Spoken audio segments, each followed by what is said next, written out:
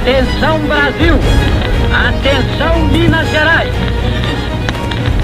As tropas do 2º Exército, sob o comando do General Cruel, já sitiaram o estado da Guanabara. Mas vai esquecer, é o que você diz. Talvez não esqueça, porque viveu tão bem os 60 dias que não vai esquecer mais. O que você sofreu? Você eu não sofreu nada que não sofreu nada que tá falando pra mim desse jeito aí de medida de emergência. Bola. Deixa eu falar. Pode falar, general. Pode falar. Então cala a boca. Brasília, pacata e ordeira. Brasília, desliga essa droga então. Como é? Da raiva, não, que me fica tirar o empurrão do general.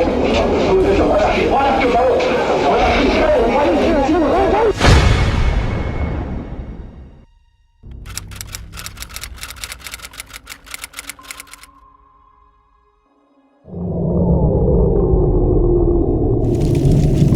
Antes de mais nada, é importante relembrar que ambos os termos regime militar e ditadura militar estão corretos.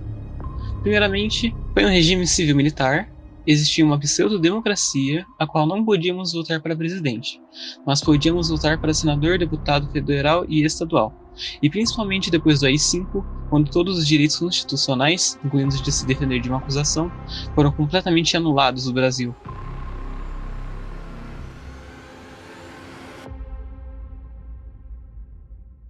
O golpe militar de 31 de março de 1964 tinha como objetivo evitar o avanço das organizações populares do governo de João Goulart, acusado de comunista.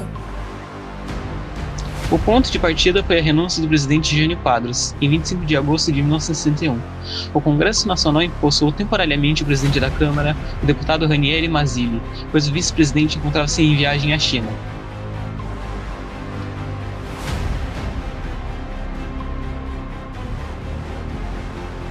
Enquanto João Goulart iniciava sua viagem de volta, os ministros militares expediram veto à posse de João Goulart, pois sustentavam que ele defendia ideias de esquerda.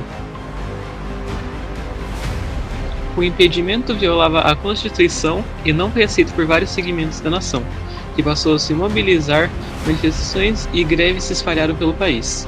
Diante da ameaça de guerra civil, foi feita no Congresso, composto por maior oposicionista João Goulart, a proposta de emenda constitucional número 4, estabelecendo um regime parlamentarista no Brasil.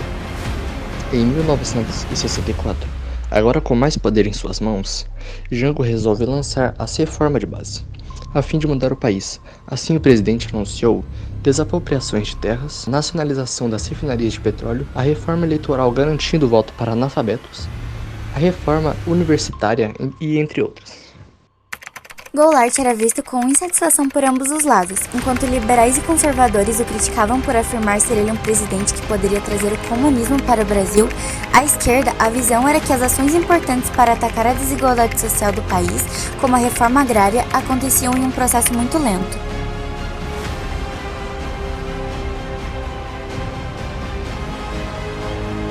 No dia 31 de março de 1964, o presidente João Goulart foi deposto pelos militares, e Jango refugiou-se no Uruguai.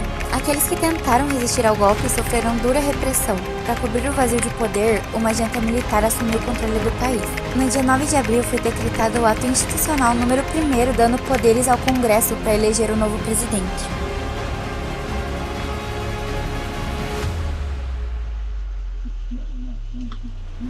O escolhido foi o general Humberto de Alencar Castelo Branco, que havia sido chefe do Estado-Maior do Exército.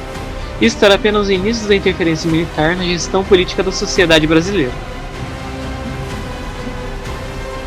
A ditadura militar ficou marcada por ser um período de exceção, no qual todo tipo de arbitrariedade foi cometido pelo governo em nome da segurança nacional.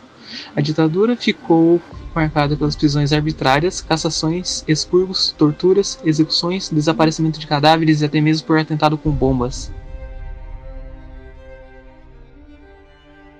A tortura também foi um dos mecanismos da repressão e do autoritarismo da ditadura militar. A tortura era realizada principalmente contra opositores do regime, pessoas que na ótica dos militares eram vistas como subversivas. A tortura realizada por agentes de governo não se deu apenas contra pessoas envolvidas na luta contra a ditadura, mas também contra pessoas sem ligação direta, como aconteceu com milhares de indígenas e com Carlos Alexandre Azevedo, que, com 1 ano e 8 meses, foi vítima de tortura por agentes da ditadura. Dentro dos vários mestres de tortura, entre eles temos o pau de arara, que consiste numa barra de ferro que era atravessada entre os punhos amarrados e a dobra do joelho.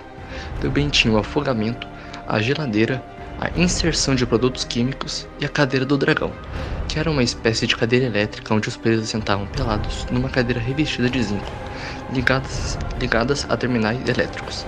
Quando o aparelho era ligado na eletricidade, o zinco transmitia choques a todo o corpo.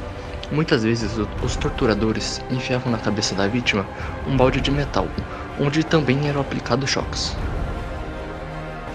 Nos últimos meses de 1983, teve início em todo o país uma campanha pelas eleições diretas para presidente, as diretas já, que uniram várias lideranças políticas como Fernando Henrique Cardoso, Lula, Ulisses Guimarães, entre outros.